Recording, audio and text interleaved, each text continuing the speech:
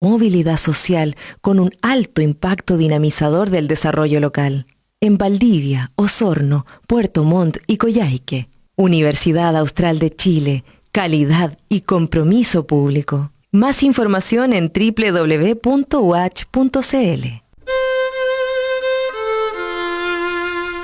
Prende la radio. Prende la Watch.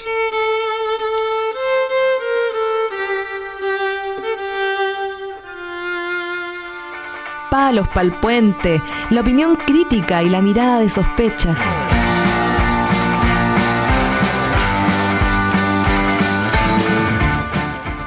Palos pa'l puente es una producción de los académicos del Instituto de Historia y Ciencias Sociales de la Universidad Austral de Chile.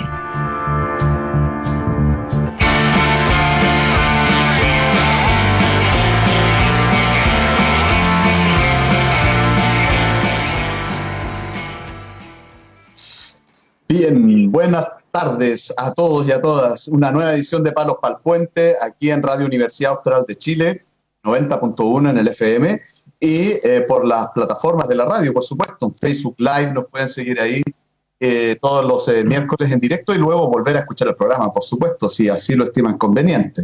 Hoy estamos con panel casi completo. Estamos con Juan Pablo Venables. ¿Cómo estás, Juan Pablo? Buenas tardes. Buenas tardes, Robinson. Bien, súper. Gracias. ¿Y tú? Bien, estoy bien, vacunado, debo confesar. ¿Vacunado? Sí, decirle al mundo que estoy ya con mi 5G inoculado, Sinovac, me tocó Sinovac, porque parece que Pfizer ya no queda. Ya, pero primera dosis recién, ¿no? Sí, estoy viejo, pero no tanto. Ya. Sí, primera dosis. ¡Qué bueno! Y también está con nosotros Carolina Ábalos Valdivia, que dice ahí su nombre. ¿Cómo estás, Carolina? Hola, ¿cómo están? Hola, Robinson. Contenta de estar de nuevo aquí con ustedes. Ya. Por los que nos escuchan también. Sí, en todo Chile, porque nos ven por esta plataforma en todas partes. Carolina saludará a su gente en Valparaíso, Concón, Viña e interior, ¿no? Que no es lo mismo que los interiores. No, porque no es lo mismo, exacto. Y Karen Alfaro, por supuesto, nuestra lideresa. ¿Cómo está, Karen? Buenas tardes. Hola, buenas tardes a ustedes y a todos a quienes nos escuchan. Ya, pues, tenemos aquí un pequeño problemita que estamos solucionando de carácter técnico, pero comenzaremos igualmente. Hoy día tenemos unos cuantos temas para conversar que son de mucho interés. Y también de alusiones personales, porque muchos de nosotros somos profesores. En el caso de Karen y yo somos profesores, creo que Carolina también, pero no estoy seguro si es pedagoga licenciada en educación o no. No solo soy pedagoga, tengo 15 años en la enseñanza secundaria. Estás como la abuela. Por favor. 15 años de trayectoria. No voy a hablar de ningún tipo de candado, pero sí voy a decir que tengo 15 años de educación, de práctica docente en liceo, colegio particular y colegio público. Así que... A respeto. No, sí, la pedagogía es lo mío.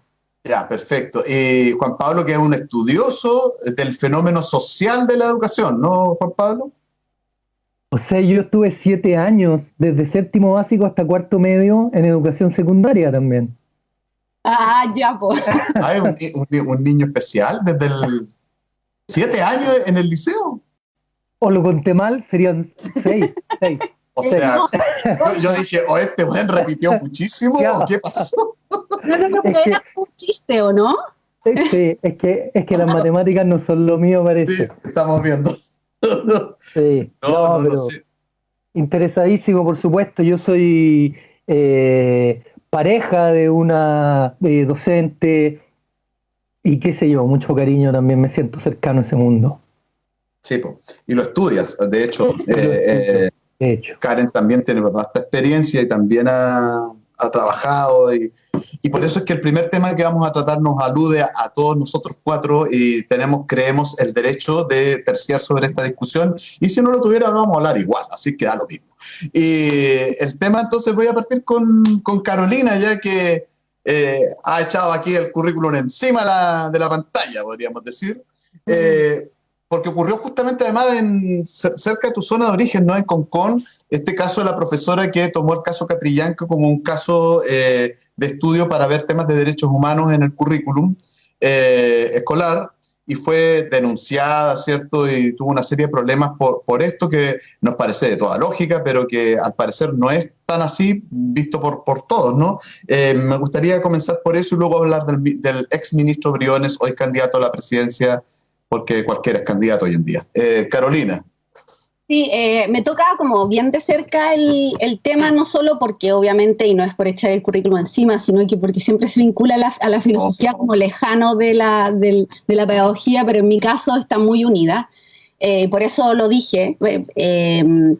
Y lo otro es que es cercano porque soy profesora, porque tengo más experiencia en la educación secundaria que en la educación superior. Y bueno, también soy parte de una organización de profesores de filosofía. Y lo otro es que el colegio de Concón, desde donde yo vengo, y tengo de hecho a mis sobrinos ahí, y la profesora aludida es profesora de mi sobrina, de mi única sobrina directa, digamos. Y el tema es que, claro, la denuncia la hacen a través de un en vivo por Instagram. Al parecer un grupo de un apoderado que al parecer es carabinero, y un grupo de apoderadas que son como de posición de derecha. Entonces, lo que yo sé es que la mayoría, no solo los estudiantes y los alumnos apoyan a la profesora, sino que también el colegio, el rector y la dirección emitió un comunicado apoyando a la profesora. Y aquí yo creo que hay que hacer como un punto que me parece que es parte de lo que está pasando, no solo desde el punto de vista de los colegios y de la educación, sino que en general, que se tiende a confundir. O sea, la profesora estaba pasando un contenido de historia donde se refería a hechos concretos, probados, es decir, no estaba emitiendo necesariamente un juicio. Necesariamente digo, porque también se pueden emitir juicios, pero se estaba refiriendo puntualmente a hechos. Y esto de hablar como de esta tolerancia medio neoliberal, que todas las posiciones son válidas, que hay que ser tolerante, qué sé yo, hace que se confunden las cosas a propósito de lo que comentaba Juan Pablo de The Voice. Cuando le dice a la entrevistadora, le dice, es su opinión, y ella, ¿cómo se llama esta Rincón? Le dice, no, son hechos, no es mi opinión, son hechos, es lo que pasó, digamos. Esto de pedir que el respeto por todas las opiniones, parece poner el asunto, el debate, en una cuestión muy, muy complicada, muy, muy fuera de la verdad. Y yo creo que este debate, más bien esta denuncia, aparece con esa justificación errada, en mi opinión. Aquí estoy dando mi opinión errada, que bueno, hacen una denuncia a la Superintendencia de Educación, ¿cierto? El diputado Celi y la Camila Flores también, diciendo que era adoctrinamiento, ¿sí? Entonces, como a la reversa el argumento. A mí me parece que hoy día es un riesgo y es una zona muy, muy delicada en el ámbito de la educación, sobre todo porque nuestras clases, y aquí me sumo como profesora también de universidad, ¿cierto? Nuestras clases están dejando de estar en un espacio que tiene que ver a una dinámica interna de una clase, digamos.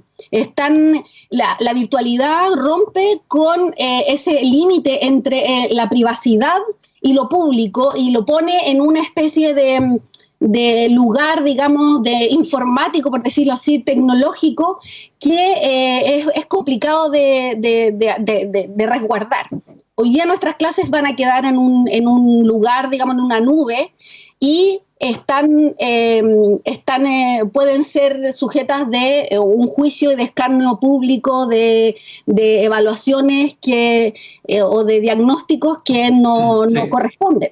Perdón por alargarme. No, sí, evidentemente el primer punto hay que hacerlo un poquito más desarrollado porque amerita, ¿no? Así que está bien, Carolina, pero... Y que me tiraste primera y tenía que hacer la reflexión aquí. Está bien, pues ahora ya no habláis más, por eso mismo. No, mentira. Oye, sumado a esto que está explicando tan bien Carolina, como en el detalle de lo que sucedió en Concón, también está justamente en la misma semana los dichos del ahora candidato Briones, ¿cierto? Ignacio Briones, se me olvida su nombre. Ignacio es, ¿verdad? Sí. Ex ministro de Hacienda, quien está teniendo ideas cada vez más inteligentes, ¿no? Y dice que hay que importar profesores. Sí, así como lo escuchan, una cosa extrañísima. Entonces, Karen, me gustaría seguir contigo. ¿Qué opinas tú como en virtud de esta idea tan descabellada, ¿no? De Briones. Sí, bueno, Briones, quizás por esto de Dimondo, tiene esta... Es que sabes que Dimondo se enojó y Dimondo dijo que no lo compararan más con ese tipo, así que yo creo que hay que respetar a Dimondo. Sí, ya, respetemos, sí, me parece. No, yo creo que los dichos de este señor, para evitarlo. Claro, para evitarlo, se insertan dentro de una política de la derecha de persecución al gremio de profesores, que no es, digamos, una persecución, es una persecución política, ¿ya? Es una persecución política por lo que significa la educación, por lo que significa el rol de los profesores, en particular en este contexto, el rol público, el rol social de los profesores. Y yo leo lo de Briones, lo del ministro de Educación, digamos, en esa clave. Y a mí me parece que nosotros como institución universitaria, además formadora de profesores, tenemos un rol importante y tenemos que necesariamente sacar una voz pública para rechazar estos dichos que denigran y persiguen al gremio de profesores y profesoras en nuestro país, ¿ya? Porque tenemos un compromiso y porque también nosotros sabemos que formamos a nuestros estudiantes con altos estándares de calidad educativa, ¿ya? Y ahí quiero ir, ¿ya? Porque el gobierno y la derecha en particular, se sienten dueños del concepto de calidad, y en todos los planos, pero en la educación en particular. O sea, ellos se creen con el patrimonio de decir qué es la calidad de educación y qué no es calidad de educación. Y hay dos mitos que ellos buscan instalar respecto al ejercicio de la profesión docente. Uno es que los profesores, ¿cierto?, son malos y que por lo tanto nosotros tenemos malos resultados en educación y que la calidad de la educación en el país sería mala, responsabilizando a los profesores.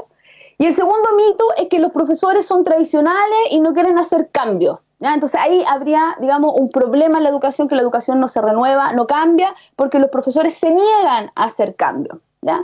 Yo creo que estos dos mitos le han sido útiles durante muchos años a gran parte de la clase política para mantener, ¿cierto?, un control a través de la precarización de las condiciones de trabajo de los profesores, pero son mitos instalados. Nosotros, por ejemplo, este mito de que los profesores no cambian sus prácticas, no se renuevan, o sea, ha quedado absolutamente desterrado a partir de esta coyuntura, ¿cierto?, pandémica, donde vemos que han hecho todos los esfuerzos posibles, no solo por adaptar las tecnologías, sino sus didácticas, sus metodologías de trabajo, y esto lo han venido haciendo desde años anteriores. Y lo segundo, ¿cierto?, respecto a la mala formación, ¿ya?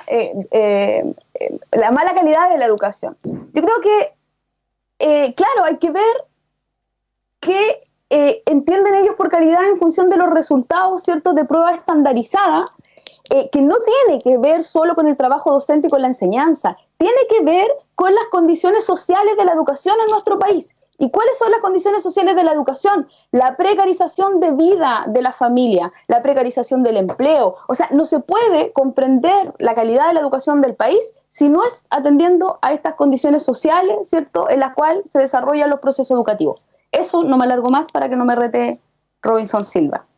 Sí, yo soy básicamente una persona odiosa, así que... Muy bien.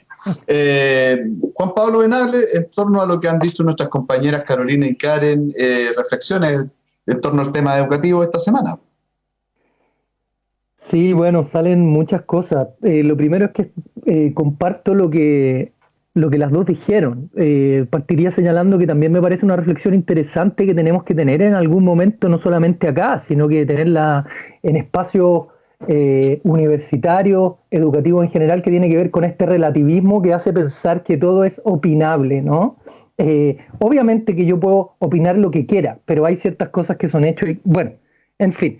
Lo que quería seguir hablando es cómo se vinculan estos dos hechos, ¿no? Lo que pasa en Concón con lo que pasa con el ex ministro Briones, hoy candidato, que tiene que ver con, finalmente, cuando hay dos parlamentarios que creen que pueden presentar un recurso contra una profesora porque habla sobre Catrillanca o sobre lo que sea que hable en términos políticos, lo que están pensando en el fondo es que la educación es algo técnico y despolitizado.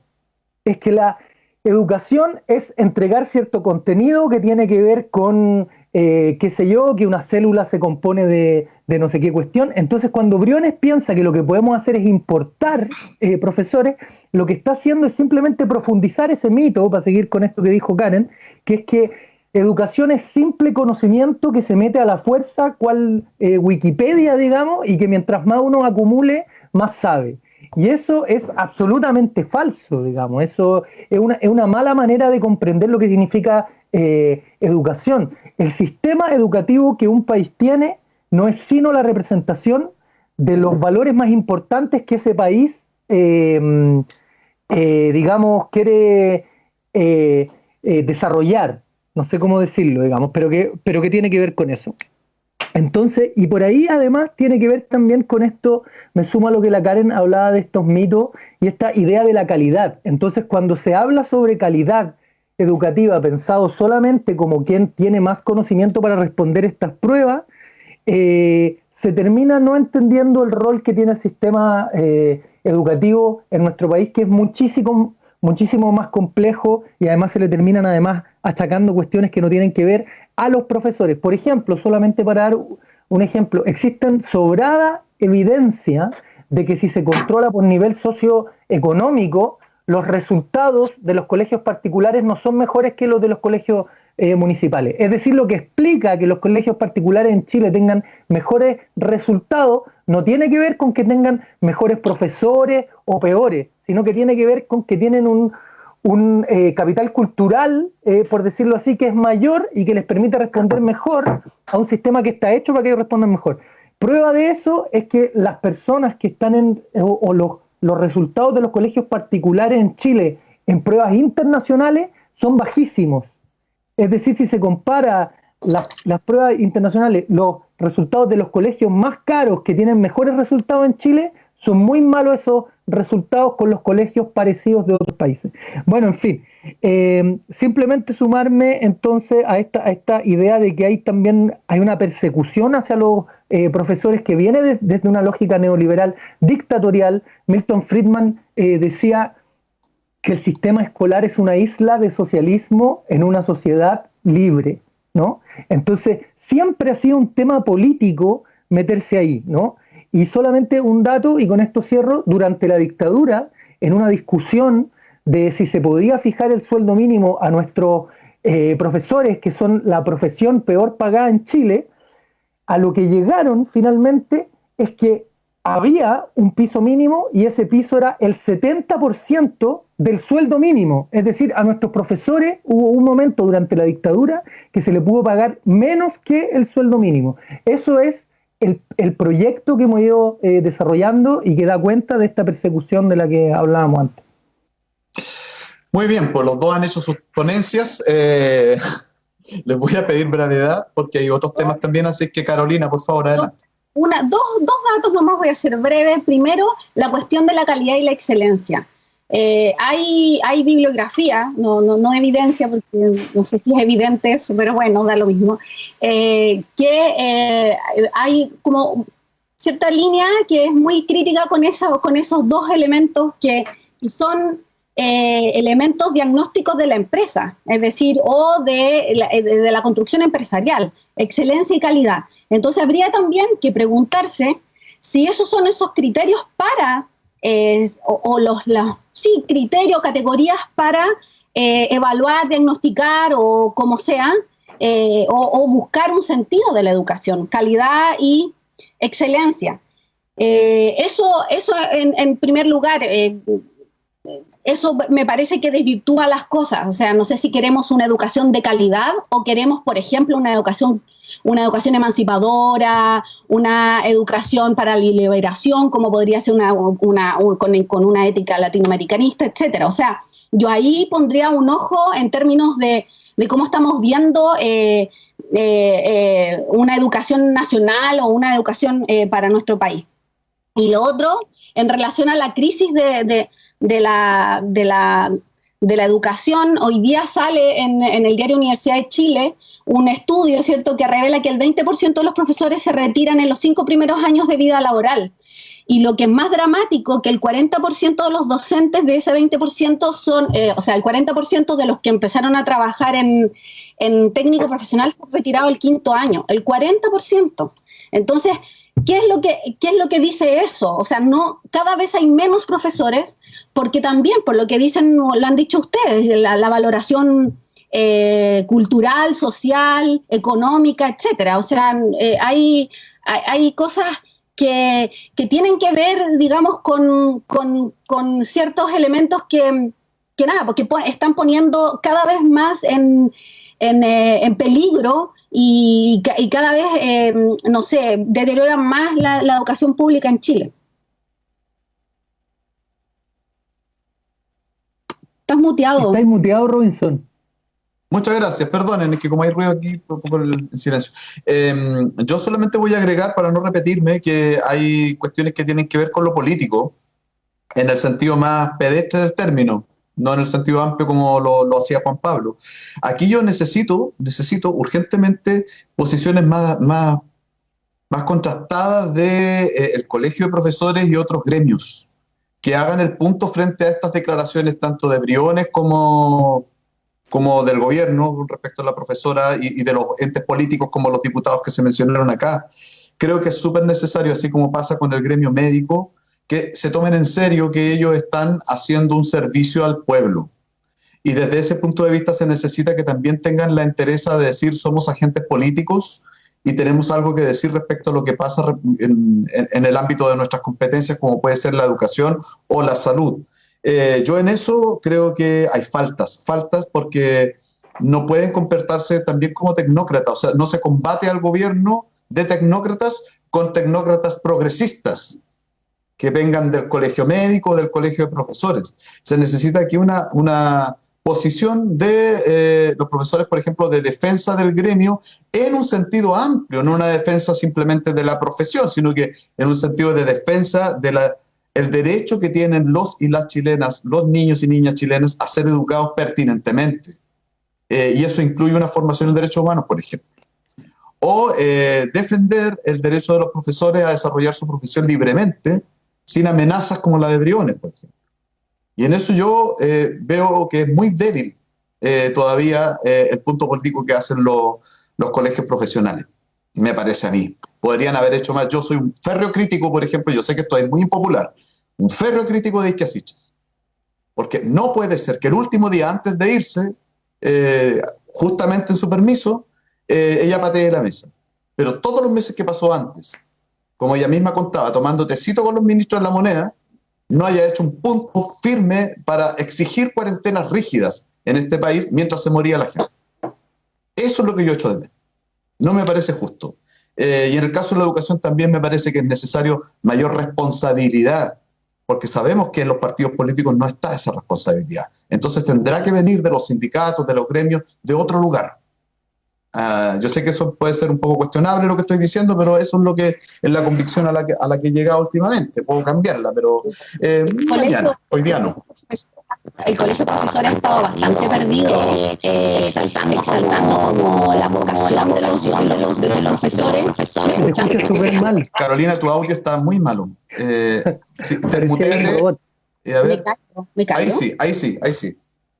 ¿Sí? Ya, no, que digo que el colegio profesor ha estado bastante perdido, exaltando como la vocación de los profesores, así como creo que hubo una imagen, ¿cierto?, de una profesora arriba de un techo, buscando señal para hacer clase, entonces diciendo, esto es vocación pedagógica, imagínense, o sea, eso es estar absolutamente perdido, exaltando, volviendo romántico una situación, una precariedad laboral, dándole todo el pase a esta idea neoliberal de educación donde cada profesor tiene que resolver su problema. Es complicado. Yo también apoyo lo que tú dices, exigiría mucho más del colegio de profe, pero también a veces digo, no puedo esperar mucho también con ese tipo de campaña. Sí. Última vuelta, Karen, para cerrar este tema. Sí, yo creo que, digamos, tiene que ver con la autonomía del gremio de profesores en un sentido bien amplio, ¿ya? La autonomía respecto al ejercicio libre de la educación, de la enseñanza. Yo creo que se transgrede muchas veces cuando ya sea los sostenedores o los directores de algunos establecimientos educacionales pautean de tal manera, ¿cierto?, que delimitan o imposibilitan la posibilidad de la libertad de enseñanza. ¿Ya? Yo creo que eso es lo que está en cuestión, ¿ya? Y también un poco en relación a lo que dice Robinson, el peso político del gremio de profesores en nuestra sociedad fue digamos, a sangre y fuego por la dictadura, ¿cierto?, desmantelado. O sea, el rol político, el peso político del gremio de profesores que históricamente tuvo en la historia de nuestro país, ¿cierto?, fue absolutamente aniquilado, digo, porque fue además uno de los gremios fundamentalmente perseguidos, asesinados, ¿cierto?, por el régimen militar. Y la estructura que cimienta un tipo de control sobre el ejercicio del profesorado es una estructura que no se ha desmantelado a partir de la reforma educacional en la postdictadura. O sea, sigue operando una lógica, ¿cierto?, de control, ya sea salarial, ¿cierto?, control curricular, precisamente que sitúa a los profesores solamente como pasadores de contenido, como técnicos de la educación y no como aquellos profesores que en el ejercicio libre de su profesión, ¿cierto?, autónomamente reflexionan y desarrollan sus prácticas. Yo creo que para ser justos y justas en relación a este tema, yo creo que cuando hablamos de precarización del trabajo docente, no hablamos de los temas salariales, que son fundamentales, pero también de toda la estructura que hoy día tiene a miles de profesores en el país, ¿cierto?, sufriendo agobio laboral por el tiempo que ocupan dedicado a su función, ¿cierto?, a su trabajo, las persecuciones que hacen los directivos. O sea, es terrible las condiciones en las cuales están trabajando hoy día los profesores. Sí, no, sin duda ese también es un punto, Karen. Gracias. Juan Pablo.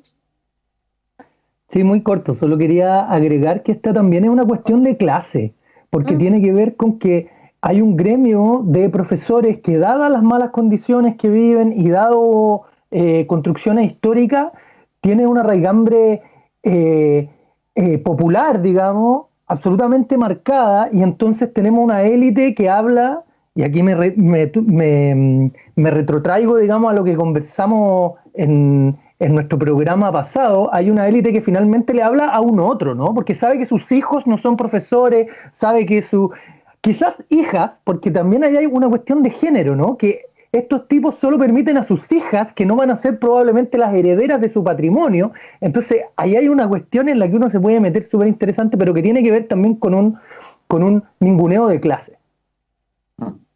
Perfecto, queda hecho el punto. Entonces, una cuestión a la que vamos a seguir de cerca, ¿cierto?, en las semanas que vienen, porque esperamos también de que la educación ponga sus temas en la agenda y en algún momento empecemos a levantar cabeza. Vamos a ir a una pausa musical en este minuto, en este segundo, y luego volveremos con otros temas súper interesantes igual que este. Así que vamos a esa pausa y volvemos. Muchas gracias. No se vayan.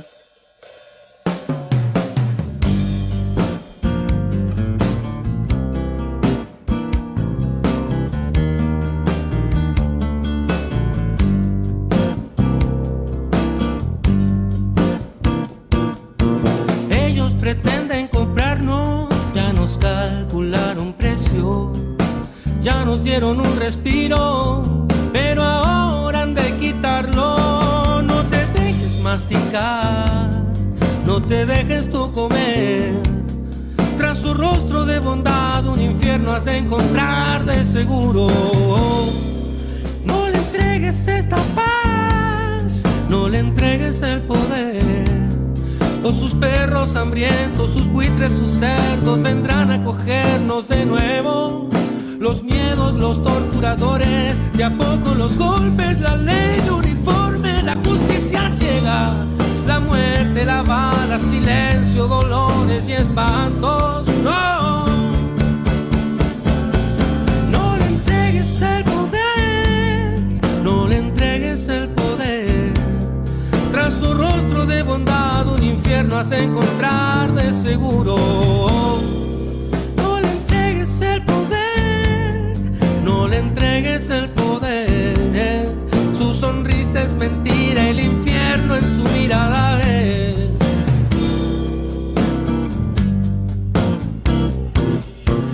Ellos están preparando una fiesta a su retorno.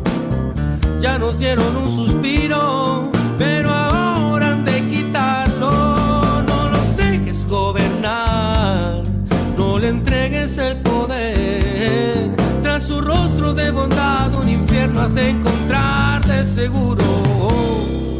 No le entregues esta paz, no le entregues el poder, o sus perros hambrientos, sus buitres, sus cerdos vendrán a cogernos de nuevo.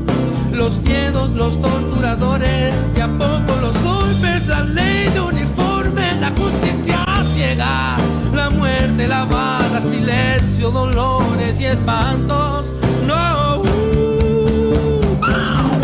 no le entregues el poder, no le entregues el poder. Tras su rostro de bondad un infierno has de encontrar de seguro. No le entregues el poder, no le entregues el poder. Su sonrisa es mentira, el infierno en su mirada es. Oh, su sonrisa es mentira, el infierno en su mirada es. Oh, su sonrisa es mentira, el infierno en su mirada es.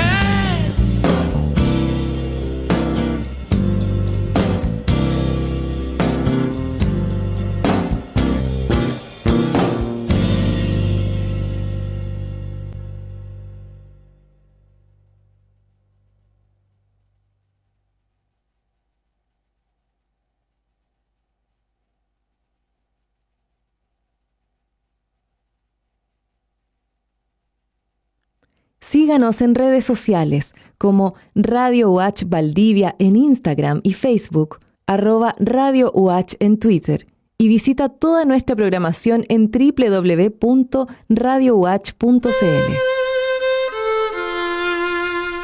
Prende la radio. Prende la Watch.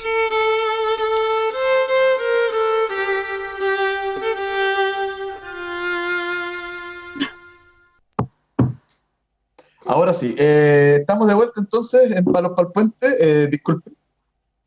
La gente aquí es muy risueña, pero no saben lo que es vivir en tiempos de pandemia, parece. ¿A ustedes no les pasa que están haciendo 3 cosas al mismo tiempo? Bueno, en fin, cosas del oficio. Retomamos, chiquillos, con cuestiones que son importantes, que tienen que ver con censura periodística. Nunca pensamos nosotros que a esta altura del partido, 30 años después de terminada la dictadura, íbamos a vivir episodios como estos que acabamos de ver. Ayer, el día de ayer, Víctor Gutiérrez, que me parece que el cargo es presidente, no estoy seguro, de La Red, un canal de televisión, productor ejecutivo, gracias, del canal, un canal que es de propiedad de capitales extranjeros, norteamericanos me parece. Dice que fue presionado por el gobierno para moderar sus contenidos, particularmente el de Mentiras Verdaderas, en torno a lo que pasó con la bullada entrevista al comandante Ramiro, y que habría recibido telefonazos, ¿cierto? Y todo ese tipo de cosas, Cosas similares también se han sabido respecto a Chilevisión, particularmente llamando la atención del canal, de también capitales norteamericanos, Turner, aunque está en proceso de venta el canal, particularmente por el trato que recibe el gobierno de parte del conductor Julio César Rodríguez.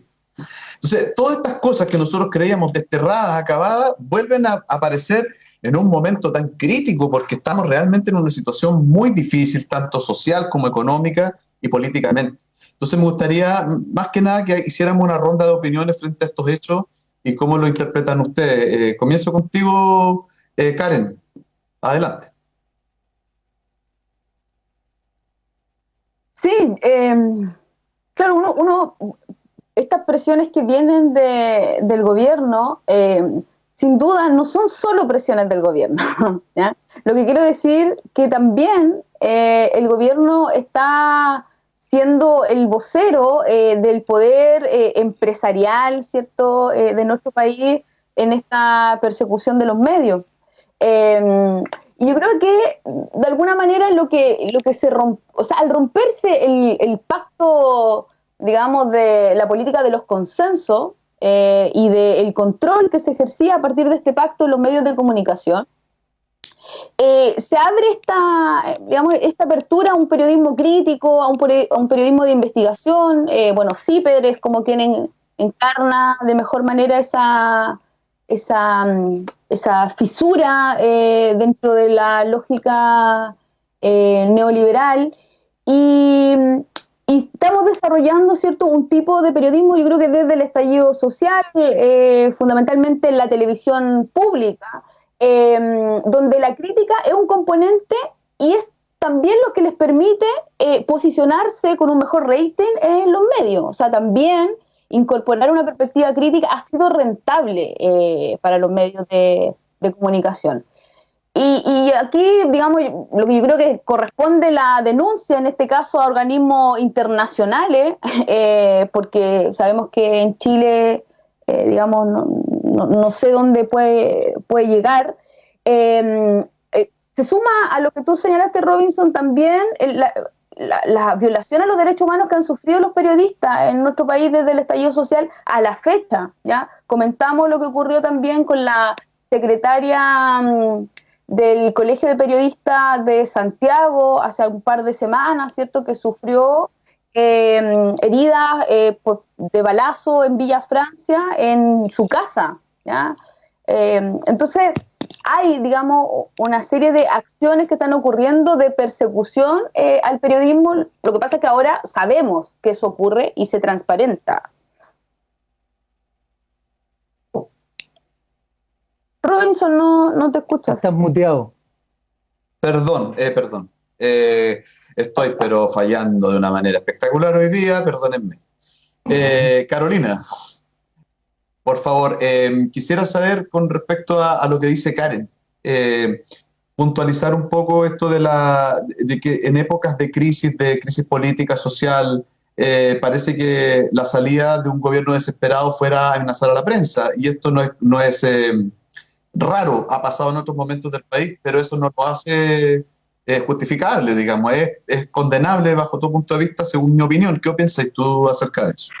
O sea, yo creo que, o sea, lo que dice la Karen, que es como un punto de partida, ¿cierto?, que hace todo más complejo, es que todo puede ser cooptado por el capitalismo, digamos, que los medios de comunicación van a rentar. Ya, bueno, eso es un principio que es complicado y que por eso creo que también, como dijo la Karen, y que lo que está haciendo la red, ¿cierto?, que es como acudir a la Corte Interamericana de Derechos Humanos a hacer un alegato y a referir este caso, que en el fondo lo que pasó con el Víctor Gutiérrez es que Anatel, con el Ministerio de las Culturas, a propósito de todo lo que ha pasado, digamos, a propósito del telefonazo a la gente de la red y a propósito del telefonazo a la gente de Chilevisión, Anatel con el Consejo, con la Seremía del Ministerio del Arte y de las Culturas, mandaron mails con una minuta de trabajo, para todo un mail conjunto, para todos los medios de televisión. ¿ya? Y ahí es como donde se filtra, digamos, la respuesta que dio Gutiérrez, que en el fondo le dice, oye, ¿sabes qué? Yo no estoy para, la red no está para blanquear la inoperancia del gobierno. Ustedes han tratado de censurar, eso es una práctica dictatorial, y dice, y no les da vergüenza, tienen a los actores votados y ahora aparece el Ministerio de la Cultura, o sea, tienen a los actores sin trabajo. Entonces incluso termina la carta diciendo, como ya saben qué hacer con sus postulaciones, o sea, como quiere una minuta para que postularan a ciertos trabajos pagados por el gobierno, una cosa así. Como comprándolos, ¿no? Como comprando la voluntad de los periodistas a través de concursos. Claro, yo creo que hay algo interesante, yo me atrevo, es una reflexión solamente, que hoy día pensaba que claro, a través de las imágenes como de Julio César Rodríguez o de cómo se llama, de Neme, no tanto de él, pero por ejemplo de Eduardo, de estos tipos, también hay como, en ellos hay como la imagen personal, ¿cierto? Una representación de alguna manera de que no pueden estar en contra de un estallido, de un cambio, de lo que está pasando en la calle, del sufrimiento de la gente. O sea, hoy día hay también, llega esta demanda social a través también de esta gente que puede ser parte de la élite, pero que se siente representada y es compasiva en el fondo con lo que está pasando.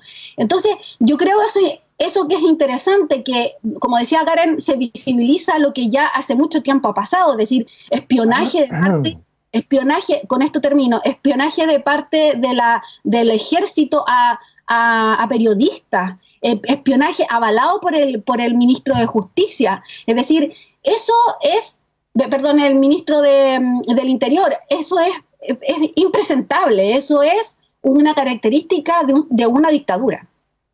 Sí, Caro se refiere al caso de Mauricio Weibel, ¿no? Quien hacía una investigación sobre el ejército y fue espiado. No solo eso, ayer hubo un programa dedicado a esto en la red, en Mentiras Verdaderas, donde estaba también Pavlovich y estaba la Mónica González, y otros manifestando otros casos, que no es una práctica, no es el caso de Weibel. Perfecto, no es solo Weibel, pero fue el último que se conoció, ¿no? Juan Pablo, últimas reflexiones sobre este tema, va a pasar al último y ir cerrando ya. Compartiendo lo que mis compañeras señalaron, creo que también es importante hacer el punto de que tenemos una prensa, sobre todo tenemos unos canales de televisión que han sido muy serviles a este gobierno y al poder en general, digamos. O sea, años, digamos, siendo bastante serviles, y no tenemos que irnos demasiado lejos, sino que recordar solamente el último año y medio, desde octubre del año 2019, cómo se ha dado un tratamiento a ciertas noticias, cómo se ha dado espacio a ciertos negacionismos, cómo se ha dado discurso a ciertas cuestiones, a hechos políticos, condenándolos como hechos delictuales. Entonces yo creo que eso es un telón de fondo que no podemos dejar de lado. Tampoco podemos olvidar que durante ese contexto, el año 2019, el señor Chadwick, siendo ministro del Interior, se juntó con los presidentes de los canales, o con los directorios, no sé cómo se llamará, y ellos estuvieron llanos a juntarse, y esas cosas se terminan filtrando, pero no tenemos acá canales en resistencia, digamos, sino que tenemos más bien un sistema de canales bastante servil. Y digo esto porque nos llama la atención, digamos, que el gobierno, como lo conversamos también en otros programas, utiliza finalmente la pandemia y como todo este contexto de emergencia para ir metiendo su propia agenda, digamos, porque lo que hace finalmente con esto es censurar desde la mirada como en estos momentos lo que necesitamos es unidad, y todos esos discursos vacíos que en el fondo lo que hacen es meter su agenda.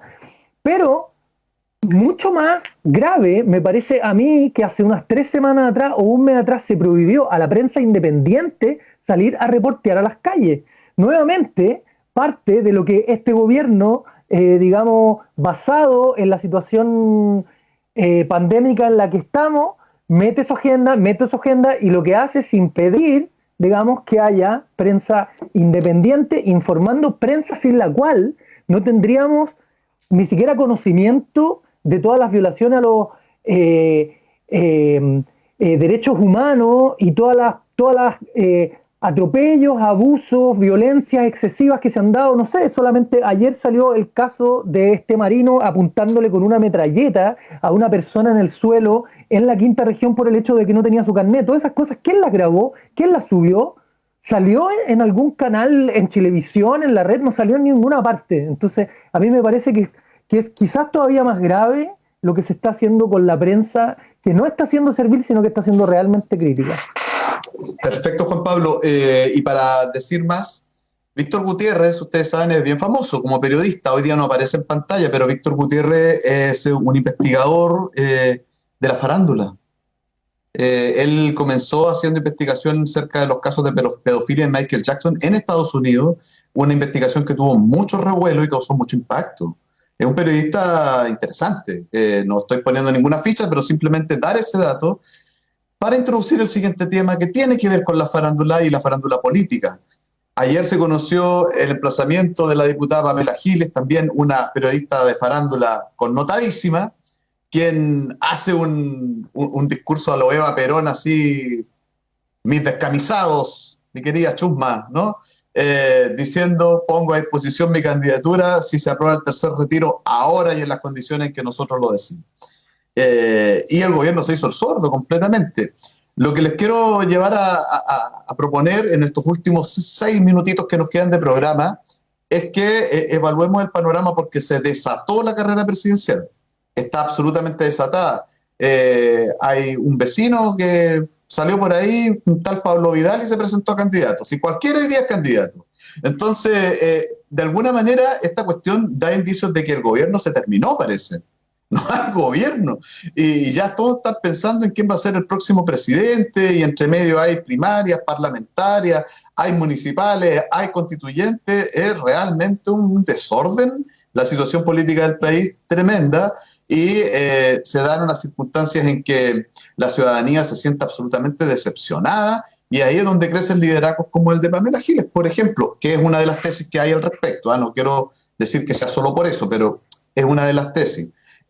Así que nada, se los dejo a sus reflexiones, Karen. Brevemente.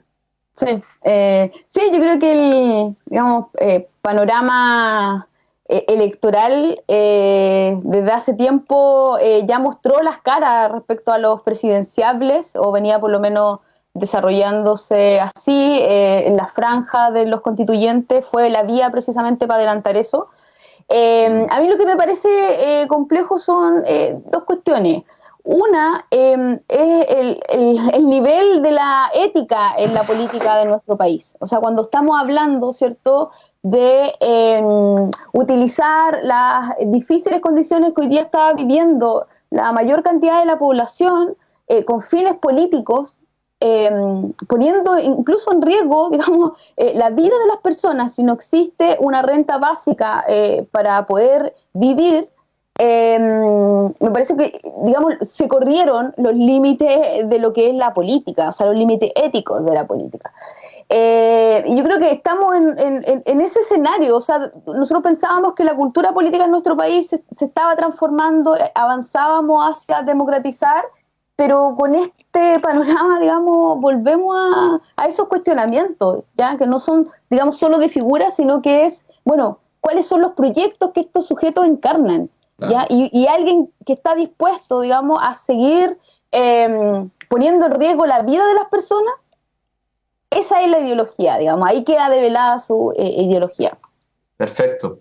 Sí, pues ahí hay elementos que de repente no se preocupen tanto de los partidos, y a nadie le importa. Da lo mismo cuántos militantes tienen, qué proyectos están enarbolando. Hoy día la gente está preocupada de la sobrevida. Carolina, adelante. Yo creo que es interesante lo que está pasando desde el punto de vista de la transformación que puede llegar a suceder respecto de la política, o sea, de las posibilidades futuras que se abren de la política. evidentemente estoy totalmente de acuerdo que este sistema político o lo que le llaman la clase política no está dando respuestas y evidentemente ha mostrado la cara más dura, ¿cierto? Y más inmoral en relación, digamos, a lo que está pasando hoy día a la gente.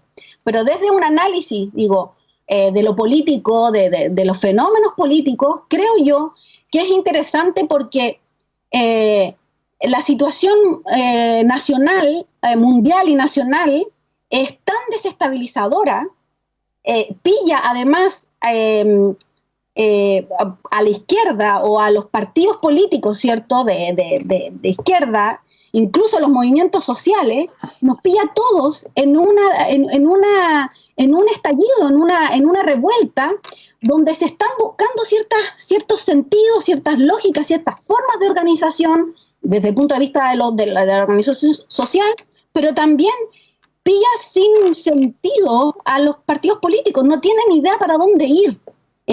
La izquierda está fragmentada, y yo creo que lo único que hay hoy día no es una disputa necesariamente por un poder en sí mismo, sino que hay una disputa por la desestabilización política.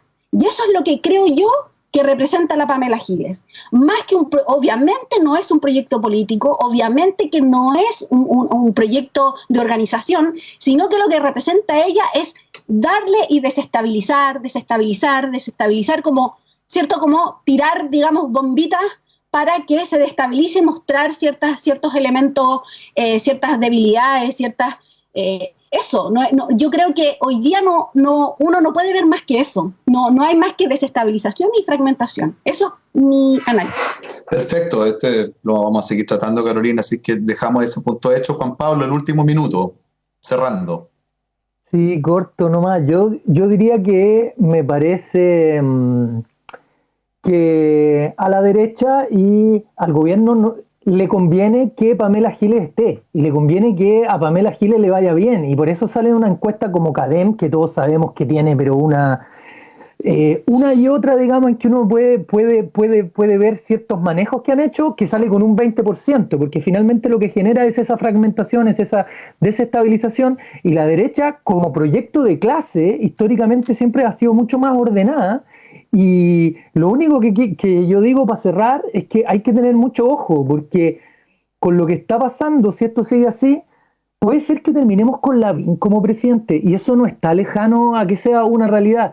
Pese a ser el peor gobierno que hemos tenido en años, pese a que Piñera tiene un 3,6% de gente que dice que está con él, podría ser que entregue él la batuta a su sector, y eso me parecería de una falta de inteligencia tremenda. Entonces hay que tener ojo con eso y con esas desestabilizaciones y con esa, digamos, falta de amojonamiento político desde la izquierda.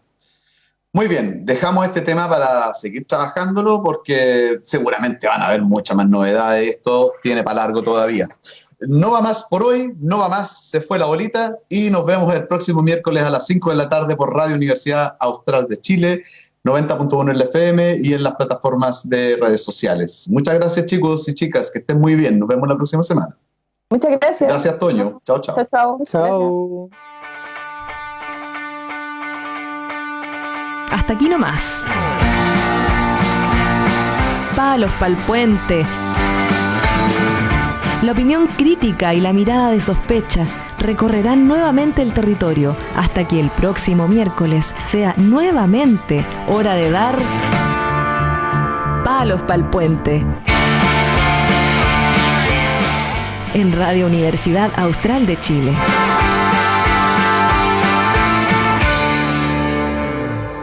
Construyendo educación superior desde las comunidades del sur austral. Universidad Austral de Chile, institución regional al servicio de la sociedad desde 1954. En Valdivia, Osorno, Puerto Montt y Coyhaique. Universidad Austral de Chile, calidad y compromiso público. Más información en www.uach.cl.